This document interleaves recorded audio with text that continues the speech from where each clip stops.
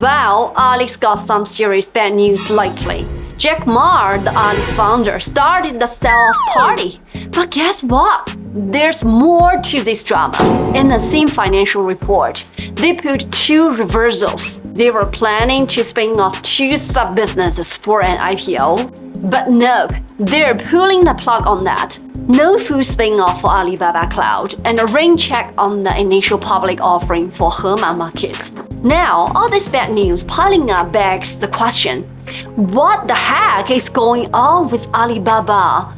I'm Sheila Wang, here to keep you in the loop on the latest and the greatest business and investment information. Don't forget to smash the like button and hit subscribe. And if you are crying for a deep dive, check out my analysis report below. Now, let's dive into today's topic. Alibaba's going through some intense changes this year. They kicked off the biggest ever organizational shakeup with their 1+6+N strategy. Of course, we can understand why they did so, because they want every eligible business group and company go solo for financing and listing, including Cainiao, Alibaba Cloud, and Hema Market, and so on. The idea behind spinning off these businesses is to create a clear ownership structure, set clear financial goals for management, and break the dependence of each sub-business on the group headquarters. In the beginning of this issue, investors initially got hopeful about this. Alibaba stock saw some temporary rebound, as we remember, right? It seemed like a beacon of hope. But in the end, all we got was disappointment. Meanwhile, there's a major shakeup in the internal team. What we saw is old faces are back, and Zhang Yong is completely out.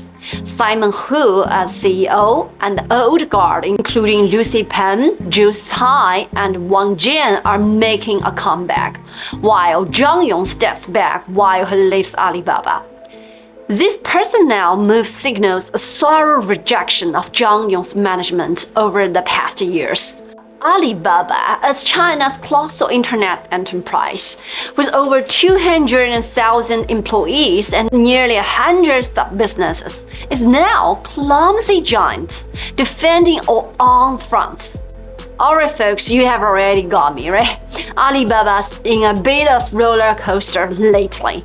No matter why Jack Ma's dumping shares, Alibaba Group can't deny the storm they're in. Putting all the blame on Zhang Yong isn't exactly fair. Yeah, he expanded the workforce from 110K to 250K in just 2 years. But the whole system and Alibaba's growth model were Jack Ma's creation, right? After a few rounds of layoffs, they're down to 220K employees now. Sounds cool with a quarterly profit of 27.7 billion, right? But hold up, that's only 100K profit per person. A little bit awkward, right? In comparison, Pinduoduo's rocking a 17.1 billion profit a quarter with just over 10K employees. That's over $1 million profit per person. Pinduoduo's playing a whole different game, leaving Alibaba in the dust. ByteDance, ranking a profit of 25 billion, has already surpassed Alibaba and Tencent in 2022. In this global economic chill, every internet giant's trimming down to boost efficiency. But for Alibaba, this trim lasts a good few years. Alright, so what's Alibaba's biggest pain point? Top of that, it's too huge, tons of employees, loads of business, but not a single business is world-class one. In the internet games, you can't just survive on one regional play, You need a winner-takes-all vibe that spans globally. Check this out. Tencent rules the gaming world, surpassing Sony and Microsoft. How about ByteDance? They're the short video kings, a global force with no real competition. Even the young guy Pinduoduo efficiently charges into overseas market, giving Amazon a run for its money. And some of you may ask, how about Alibaba's international retail game? What I want to see here is, they just still learning from Pinduoduo. The once mighty Alibaba now struggling in innovation, facing fierce competition in every field, and losing ground. As investors, when we compare it to Tencent and Pinduoduo's value creation for investors, just think that Alibaba's not that golden ticket, right? When it comes to the suspension of the subsidiaries IPO issue, I just want to see maybe they have some other plan. On November 16th, Alibaba's financial report spilled the tea. No more full split for the Cloud Intelligence Group. Instead, they're pumping up strategic investment in Alibaba Cloud, focusing on AI plus cloud computing. Very smart, huh? If I were the leader of Alibaba, I maybe make the same decisions. No splitting could be a good move for Alibaba Cloud. With Alibaba's hefty cash flow, they can fuel tech investment, expanding their tech lead. But hold up, post Double 11, Alibaba Cloud hits a snag. Some Alibaba apps went around. Did that coincide with the no-split decision? Insiders says no, but who knows? And here's another awkward point too. Top-tier company is a product of its time, right? Alibaba soared during the internet boom. No doubt, it was a stellar company back then. But now, new standards are in play. The fourth industrial revolution brings an explosion in AI demand. In the frenzy of big model tech innovation, computing power becomes a priced asset. A report on China's public cloud service market in 2023 reviews Alibaba Cloud, Huawei Cloud, China Telecom, Tencent Cloud, and AWS at the top 5 in infrastructure as a service.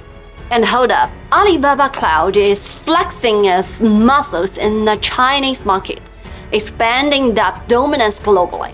In 2022, Gartner ranked Alibaba Cloud #1 in the Asia-Pacific market and third globally. 88 available zoos in 29 regions globally. These serve over 4 million customers across 200 countries and regions, catering to 60% of Asia-listed companies and 80% of Chinese tech innovators. Catering to 60% of Asia-listed companies and 80% of Chinese tech innovators. Alibaba says, hey, in the AI era, Alibaba Cloud needs some long-term strategic love.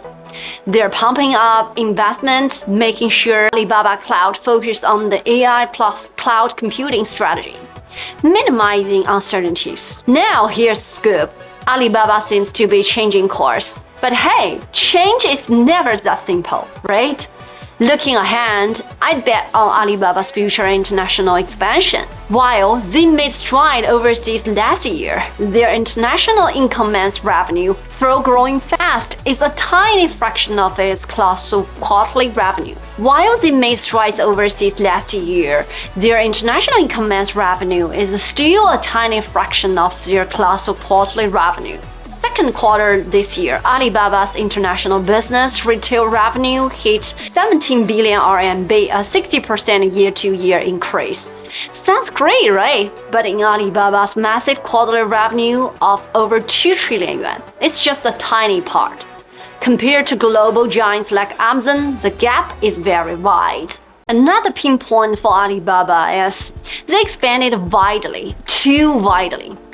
They also launched a big entertainment platform attempting to capture all traffic sources in a traditional business model. But in internet industry, you never know who will beat you. Focus on your own strengths, combining your niche globally. That is the key. Focusing on their core, while Pinduoduo aims to be the world's most efficient low-cost e-commerce platform, making significant strides. So, Alibaba needs to revisit its entrepreneurial roots, make some tough course. That is my advice to Alibaba. So, that's all for today. See you next time, my friend.